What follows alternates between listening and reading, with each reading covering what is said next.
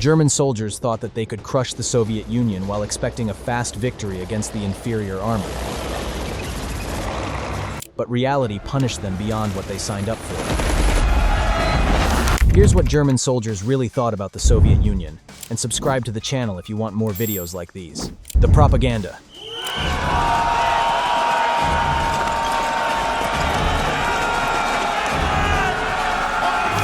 On June 22, 1941, Germany launched what it called Operation Barbarossa. As hundreds of thousands of troops poured across the borders, they carried assumptions crafted by intense state propaganda. Political education sessions had relatively painted the picture that the Red Army was poorly trained, incompetent, and ideologically coerced. Even looking at an official pamphlet, we see that the Soviet soldiers were described as racially weak, claiming that their troops only fought because political leaders held them at gunpoint. What's worse is that many Germans believed every word, and they paid back in the worst possible way. Thanks for reading. The early correspondence reflected this too. Historian Klaus Latzel's analysis of thousands of field post letters showed the reality that was initially echoing state propaganda, writing optimistically of rapidly advancing and crumbling Soviet resistance. Then on June 3, 1941, Army Chief of Staff Franz Halder wrote in his diary that the campaign would be won within 2 weeks. However, signs of trouble already appeared immediately. German doctrine dictated that encircled forces should surrender. While some Soviet units collapsed under the initial shock, others refused to yield. Encircled formations retreated into dense forest groups and aggressively attacked German supply lines, which was something they weren't expecting. Then the armor arrived. In the summer of 1941, German anti-tank crews encountered the Soviet 34. Standard German 37mm rounds bounced harmlessly off its sloped hull. The 34 mostly outclassed German tanks in armor and firepower, forcing desperate crews to plant explosive charges by hand. The gap between what soldiers had been told and what was actually happening on the battleground was visible and completely unexpected. By October 1941, the enthusiastic tone in German letters shifted. Dispatches began speaking of deep confusion, physical fatigue, and a frustrating army that refused to break. Whatever they would do, the Red Army had observed huge losses and was still fighting. References to a quick victory faded from everyone's minds, which was the initial case. Winter. Gunfire came in November 1941 with the Germans stalled outside Moscow, but they weren't ready for what was about to happen. Temperatures plummeted to -35°C, and the German forces were catastrophically unprepared. Soldiers stuffed newspaper right inside their leather to stave off the frostbite. Engine oil froze solid overnight, and weapons jammed. Supply lines stretched hundreds of kilometers. The same units that advanced confidently through the summer now dug into frozen ground with messed-up tools. The Soviet soldiers they faced operated in a fundamentally different, terrifyingly efficient way. Red Army units moved silently through the forests at night, using the white winter. Then they launched aggressive counterattacks in freezing temperatures that completely paralyzed German defensive forces. They even got into some of the weirdest and most vulnerable positions where sentries were too cold to react, inflicting damage and withdrawing before the reinforcements arrived. German field reports from late 1941 described an enemy who confidently navigated all the German units that were considered impossible to beat. This pattern forced a profound psychological rethinking, because German soldiers had been told they were fighting a subhuman enemy capable of independent initiative. Yet they were observing men who navigated deadly winter terrain without hesitation, or who brilliantly exploited the weather to their advantage. For German soldiers who were raised on Nazi propaganda, the battlefield created a split consciousness, which was a deeply ingrained ideological belief and terrifyingly daily battlefield experiences, existing side by side. Soviet infiltration tactics relentlessly wore down German units. Highly trained Soviet soldiers slipped through gaps in defensive lines at night, cut telephone wires, and positioned themselves behind the German lines before dawn. This constant pressure was exhausting. Soldiers could no longer be certain that frozen ground taken the day before was actually secure. By the spring of 1942, letters home recorded deep frustration, heavy caution, and acknowledgement that the enemy was incredibly intelligent, strong, and smart. Stalingrad.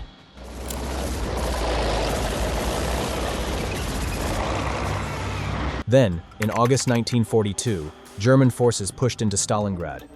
Senior commanders expected it to fall within the week. Instead, what followed was 5 agonizing months of brutal close-quarter combat. Urban warfare completely dismantled the mobile blitzkrieg tactic that had carried the German forces across Europe. Inside Stalingrad, Soviet defenders used the rubble as heavily fortified positions. The tunnel beneath the streets placed snipers in collapsed stairwells and launched sudden counterattacks from different sewers. Ground violently cleared by a German soldier in the morning quickly became reoccupied by Soviet troops by nightfall. German units were no longer advancing in kilometers. They were literally advancing in meters because anything could happen. Soviet snipers also became a source of soul pressure and psychological pressure. Vasily Zaitsev, a legendary Soviet sniper, accumulated 225 kills between November and December 1942 alone. German soldiers moving through daylight faced the constant threat of a highly accurate shot from a concealed position. German units eventually began moving at night, abandoning daylight patrols in contested areas because the fear of an unseen patient and an operator with lethal precision devastated them to the core. Moreover, German soldiers also faced entirely new forces that they had never been told to expect. The 558th Night Bomber Regiment was an all-female Soviet aviation unit that was known as the Night Witches. They flew over 23,000 combat sorties, flying outdated biplanes at dangerously low altitudes. They cut their engines to glide silently and bomb German positions. In the near-total darkness, across the wider Soviet military, around 800,000 women served in active combat roles, including as snipers and tank crews. This reality violently contradicted every core German assumption. On February 2, 1943, Field Marshal Friedrich Paulus officially surrendered to the starving remnants of the German Sixth Army at Stalingrad. Approximately 91,000 German men marched into brutal captivity. Then General Erhard Rauss later noted in a 1950 report that Soviet forces had become measurably more capable, with better tactics and aggressive learning from early defeats, in ways German commanders had completely failed to do so. What's worse is that German soldiers who survived these terrifying raids explicitly described the difficulty of trying to locate and defend against aircraft they could barely hear and could not even see until the bombs were falling. Imagine 800,000 women serving in active, dangerous roles, including as fighter pilots and everything under the sun. Writing after the war had ended, General Erhard Rauss noted that during the war, and especially after the war, Soviet forces were becoming vastly more capable. If the war kept going on, they would keep destroying whatever you throw at them because they knew the geographical benefits they had, along with blood-cold and bloodthirsty discipline. So, what exactly was the issue? Before we talk about the truth most people ignore, subscribe to the channel because it will shock you. The truth. So what's the truth that we must know? The clearest insight into what German soldiers truly thought about their opponent didn't come randomly, but it came from conversations that they believed were entirely private. From 1940 onwards, British intelligence secretly housed high-value German prisoners of war at Trent Park, which is a country estate near London. The room and gardens were heavily wired with hidden microphones. The German prisoners spoke freely to one another, unaware that their words were being recorded. In 2011, historians published a systematic analysis of 150,000 pages of transcripts. In these conversations, soldiers openly acknowledged the Soviet resilience. They casually commented on the tactical skills of the Red Army and frequently expressed soldierly requests for the enemy that were never voiced in the official military context. While their language is still contained in grand ideological framing running underneath an undeniable threat of recognition, the men they fought were not helpless losers that the government had mockingly described. The analysis of Feldpost correspondence confirmed this pattern. Letters written by excited soldiers in 1941 and those by an exhausted veteran in 1943 described two entirely different wars.